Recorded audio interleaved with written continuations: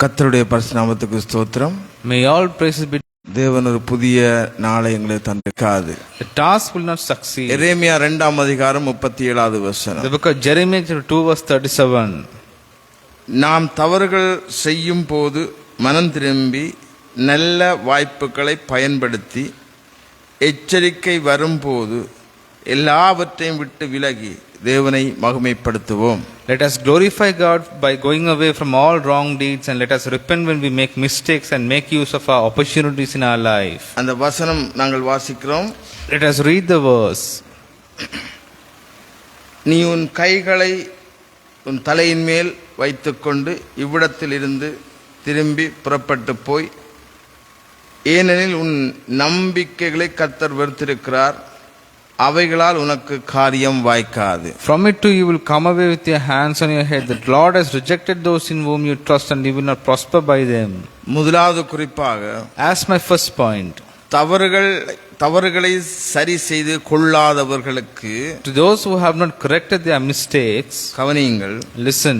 பேசாத தெய்வங்களுக்கு இவர்கள் சாட்சி. These people are testimonies to gods that do not speak. இருதயத்திலே தீட்டுப்படுத்தினார்கள். They were defiled in their hearts.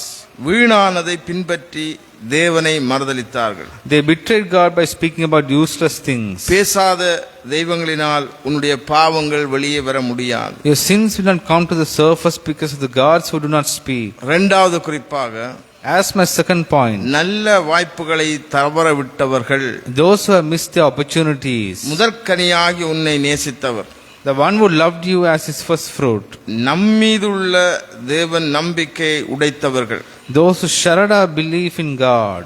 வார்த்தைகளை தள்ளிவிட்டாய், மனித ஆலோசனைகளை நம்பினீர்கள். You forsook God's word and you trusted man's advice. மூன்றாவது, As my third point, எச்சரிக்கைகளை கவனத்தில் கொள்ளாதவர்கள், those who have not taken heed to warnings. உங்களோடும் உங்கள் பிள்ளைகளோடும் வழக்காடுவேன்.